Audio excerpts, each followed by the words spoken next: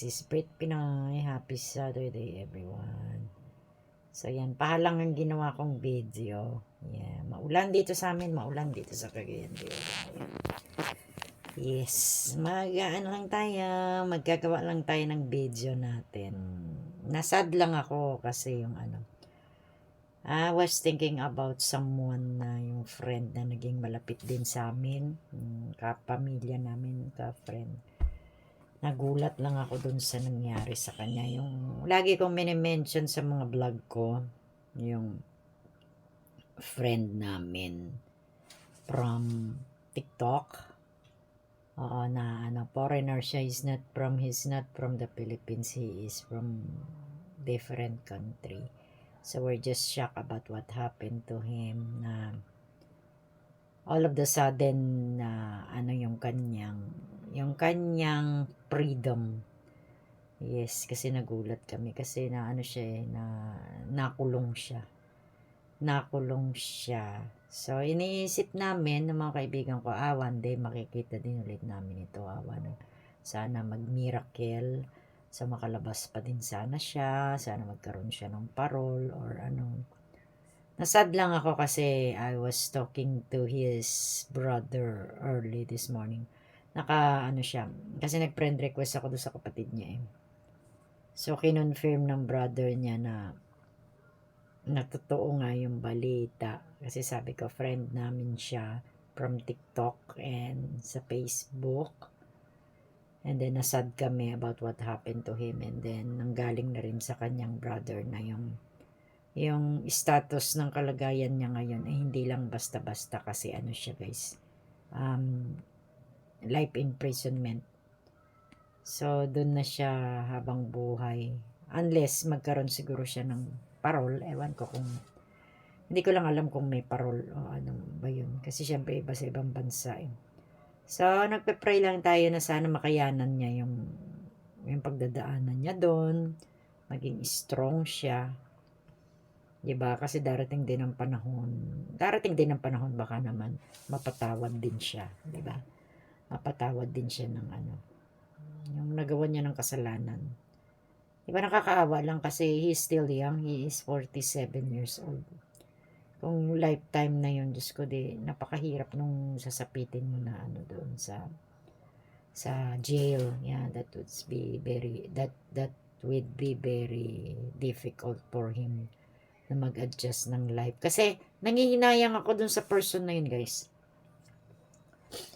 He is graduate. He is divorced actually. He is graduate. Hindi ko na lang i-mention yung name niya. He is graduated as a chef. And ewan ko sa Texas ata yun. Hindi ko alam kung saan. So, ilang years din siguro siya naging chef. Nakakasad din kasi na-divorce siya.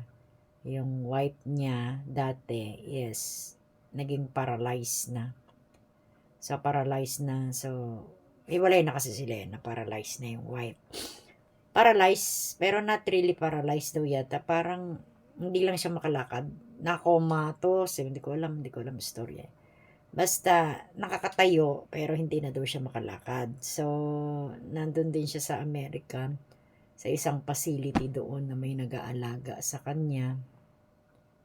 Ganun. Kasi hiwalay na sila eh. Pero kahit napapano, syempre, naging husband and wife din sila, di ba? Kaya lang, nasasad lang ako dun sa story nila. Kasi yung wife, nasa facility, inaalagaan, di ba? Kasi divorce na nga sila. While, siya naman, nakakulong naman siya. So, lifetime imprisonment naman siya. So, parang hindi ko alam bakit apektado ako sa kanila. Parang nasasad lang ako na naiisip ko yung dalawang mag-asawa dati, they are couple before, di ba? Meron silang pinagdadaanan na magkaiba sila ng pinagdadaanan. They used to be together kasi they are husband and wife. Kaya lang ganun kasi sa ibang bansa, di ba? Pagka nag-divorce na kayo, divorce na kanya-kanyang buhay na. Pero kung para sa atin Pilipino, kasi tayong Pilipino, kahit na pa ma-divorce ka, di ba? Pag ex-husband mo, parang masyado yung na-attach tayo masyado, hindi ba? Yung kahit na how many years na kayong separated, Many years na kayong divorce, naging asawa mo pa rin siya, yung parang attached ka pa din sa kanya. Kasi naging part din siya ng buhay mo. Nasasad lang ako sa story ng kanilang life. Maganda nga yung ano ba? Pang maalaala mo kaya na story. Yung iniisip ko lang, magkakasama pa kaya sila? Maayos pa kaya nila yung marriage nila? Kasi na-divorce na sila eh.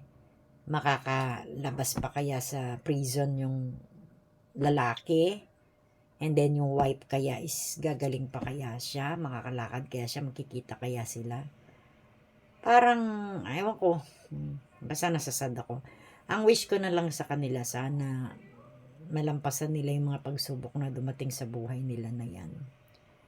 Sana maging okay sila pareho, di ba? So, di ko alam kung alam nung wife. Hindi ko alam kung alam na nung wife na yun nangyari dun sa ex-husband niya na nakulong. Ganun. Siyempre, sad yun, no? Kahit na ako siguro kung ex. Di ba, ex mo, tapos makikita mong ganun. Di ba, ganun yung nangyari sa kanya. Di ba, masasad ka rin eh. Di ba, parang, ewan ko lang. Na, trinay namin, trinay namin i-message yung ano niya eh.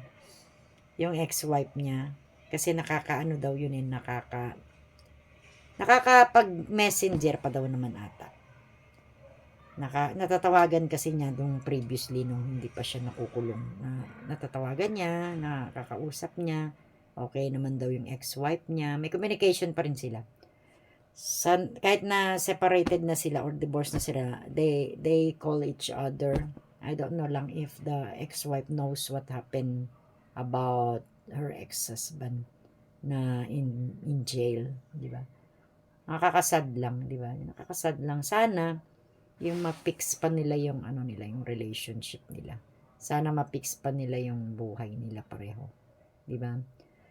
So, hindi naman natin sinasabi na hindi sila swerte or they are not lucky. That is trials lang siguro sa life nila, di ba? Trials lang sa kanila. Pero ang lungkot no, ang sakit. Di ba? At least sa akin no, sa asawa ko dati, wala namang kaming naging issue na ganun, di ba? Yung nagkasakit na ganito, di ba? Nagkasakit din dati yung ex-husband ko. Nagkasakit din siya pero okay naman siya nung nakaraan, di naman siya na ano. Ganun ba? Tapos sa akin wala naman nangyari. So thanks God. Thanks God kasi yung okay pa din tayo. And the whole family is okay. Di ba? Yung talagang yung pagsubok ang bigat, ano, nakakatakot. Nakakatakot yung dadaan sa buhay mo na ganun. Parang sobra akong na sad. Hindi ko alam kung bakit. Di ba? So, wish ko na lang doon sa friend namin, be strong. Doon sa friend namin, be strong. You pray. Don't lose hope. Because you might know, maybe there's a miracle.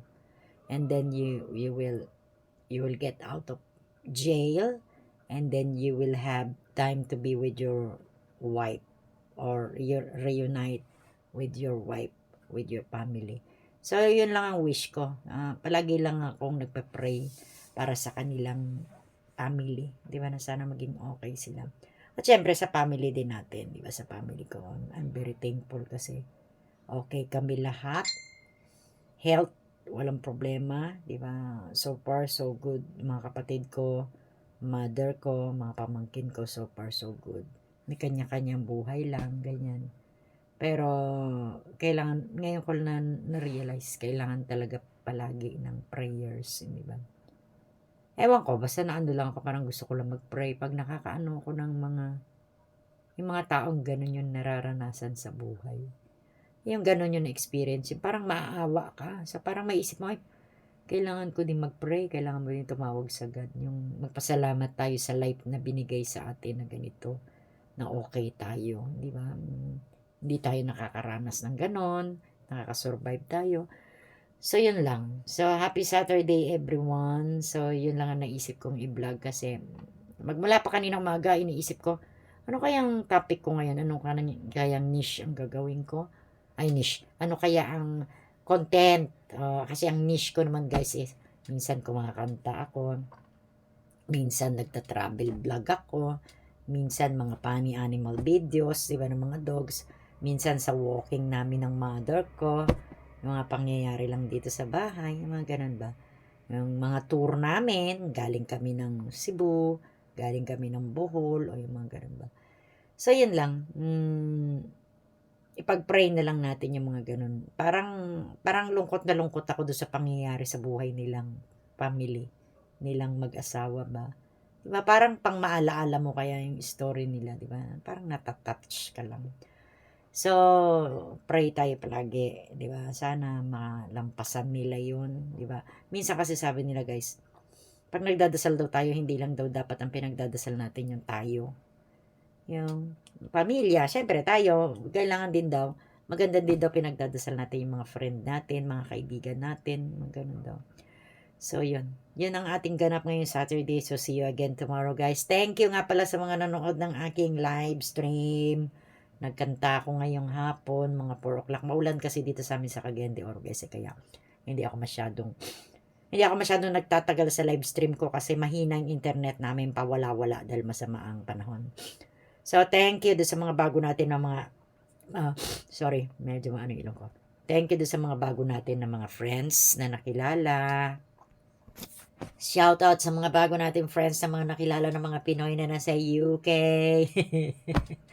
Thank you. So, hope to see you, Sisi. Marami tayong nakikilala mga vlogger, di ba? So, I'm proud to be a YouTuber. So, thank you, YouTube, for giving us an opportunity to become a YouTube vlogger. So, in the next few days, weeks, and months, pag naabot na natin yung monetization natin, okay, magta-travel vlogger na tayo, di ba? Sabi ko nga, mag-umpisa tayo dito sa Mindanao and then we will go to Visayas and then we will go to Luzon. Iikutin natin yan lahat. So, yun guys, prayers ay napaka-importante. Di ba? Ngayon, alam nyo dati, hindi ako masyadong madasalin guys. Actually, hindi ako religious na tao. Nagsisimba, ganyan, once in a while, pag niyayaya kami nung sister ko na magsimba, kunyari pag dumating dito yung sister ko, ate, simba tayong ganito, ganun, kasi yung sister ko madasalin talaga yun eh. Pero ako naman, kahit naman hindi talaga ako religious, guys, when I wake up, at saka before I go to bed, nagpe-pray naman ako. Yung nagpapasalamat, di ba, na nagising ka pa, nagpapasalamat na okay kayo, yung ganun ba, kasi mahalaga pala yun. So, ganun siguro pagka tumatanda ka, di ba, naiisip mo na yung, ay, kailangan magdasal ka, kailangan ganito, humingi ka ng pasasalamat, di ba, yung para maging safe kayo palagi. So, yun, isinyer ko lang yung aking, ano ba to, yung aking nararamdaman na nasad talaga ako doon sa nangyari, doon sa kaibigan namin. Di ba, parang hindi kami makamove on na iniisip yung nangyari. Kanina kausap ko yung friend ko from Cebu. Shout out sa iyo, Ainley. She is from Cebu, pero nasa Davao na siya. Si Ainley from TikTok yung naging friend ko. So, we're talking about that person na yung mini-mention namin. Nasasad kami kasi 'di ba, oh my God. Yung ano na kaya yung buhay niya ngayon, hindi ba? Yung dating kasama mo, na kasabayan ninyong nagkakantahan kayo, yung masaya kayo, nagkakakanta kayo, nasa box kayo. Kasi doon sa TikTok, ganun guys eh. Nasa box kami. Tapos, we're singing alternately. Kunyari, it's my turn. So, I'm gonna sing one song. And then, the next box, sing for the second song. And then, third song. Di ba? Yung parang ganun. So, yun lang. Iniisip lang namin ano na kaya ang ginagawa niya ngayon. Ano na kaya ang buhay niya. So, we're just praying na malampasan niya lahat ng bagay na yan. And then, someday, sana maging maayos pa din yung buhay niya, di ba? Na magkaroon din ng chance ulit, na makita ulit namin siya sa mga social media. Sa TikTok, di ba, sa YouTube. Kasi friend din namin yung sa YouTube. Actually, nandito din siya sa YouTube. Pag minsan tinitingnan ko, nasasad ako kasi na alam ko yung channel niya na siya yun. Di ba, na alam ko na wala na siya. Not wala na siya, napatay na siya, kundi yung freedom niya, wala na yung freedom niya. Hindi na siya makapag-YouTube. Hindi na siya makano ng social media. He don't even have an access to hold the phone. Kasi pag nasa prison ka daw, nasa jail ka daw, you don't have an access to use a phone. Ang access mo lang doon makareceive ng mail. Pwede ka daw tumawag. Yung ganun lang ba? Pero yung different na kasi, hindi na sila katulad natin na yung free tayo, 'di ba, magagawa natin lahat ng gusto. Nakakasad, pero I'm just praying na maging okay yung kalagayan niya dun, yung sitwasyon niya doon, sitwasyon ng family niya, ng ex-wife niya. Sana maging masaya ulit sila, 'di ba? Kasi naging kaibigan mo, hindi ko alam, parang nalulungkot ako.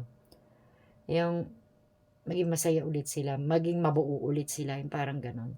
So anyway, thank you guys. Dapat ang title ng aking episode ngayon is Brit Pinay, pang maalaala mo kaya.